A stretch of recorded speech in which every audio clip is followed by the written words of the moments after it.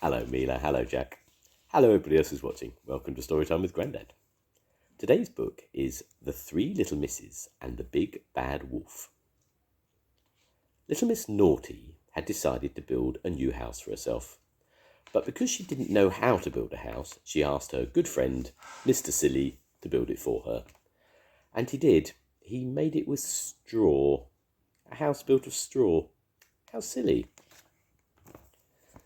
But it was not just silly, it was also dangerous, because not long after Little Miss Naughty had moved in, the big bad wolf came calling. He knocked on Little Miss Naughty's straw door. "Little Miss," called the wolf, "it's the big bad wolf. Won't you let me come in?" "Not on your Nelly," replied Little Miss Naughty cheekily. "I won't let you in." "Then I'll huff, and I'll puff, and I'll blow your house down," cried the wolf. And he did, because that is the sort of thing that big bad wolves get up to. But Little Miss Naughty had had a lot of practice at jumping out of the windows, the naughty girl. She leapt out of the back window and ran all the way through the woods to the house of her friend, Little Miss Trouble. Now, as it so happened, Little Miss Trouble had also just built a house for herself. A house built by Mr. Mean. And as you probably know, Mr. Mean does not like to spend money, so he'd built Little Miss Trouble's house as cheaply as he could.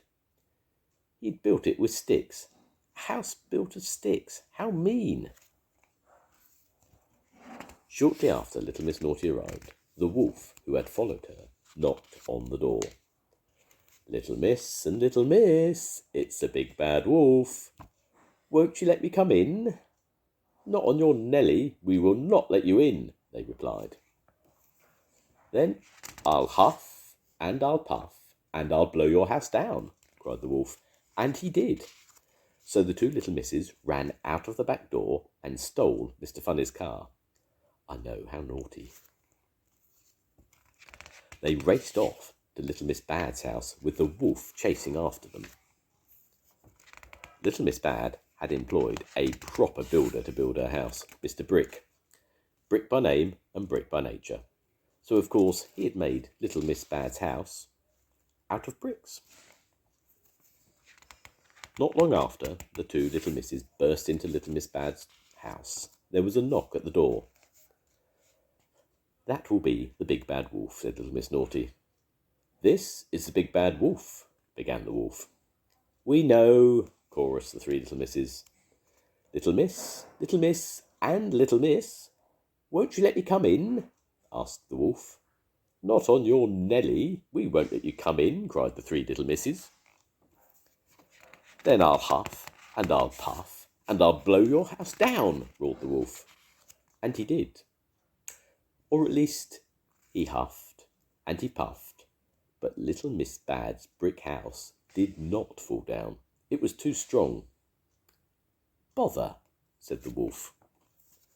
And then he had another idea. Little Miss, and Little Miss, I know of a lovely orchard on a hill on Mr. Field's farm. Will you meet me there tomorrow morning at 7 o'clock? We can have apples for breakfast." The three little misses agreed. They had a plan. The three little misses were not just naughty, trouble, and bad. They were also clever. The next day they got up at 6 o'clock to get to the orchard ahead of the wolf and set a trap for him. But the wolf, who was even more clever, had arrived even earlier. "Got you," he cried, leaping out from his hiding place behind an apple tree. At first the three little misses were frightened. Then Little Miss Naughty had a thought. For the first time in their lives, they could be naughty, troublesome, and bad, and they would be in the right. "You might be big and you might be bad," said Little Miss Naughty, "but I am naughty."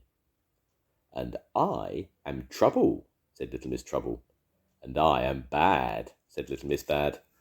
"And we'll huff, and we'll puff, and we'll blow you down," cried the three little misses all together. And they did. They huffed, and they puffed, and they blew the big bad wolf all the way down the hill. The wolf rolled and bounced and bumped so much you might almost have felt sorry for him. But not quite. The end. Goodbye, Mila. Goodbye, Jack. I'll see you soon. Goodbye, everyone. Bye.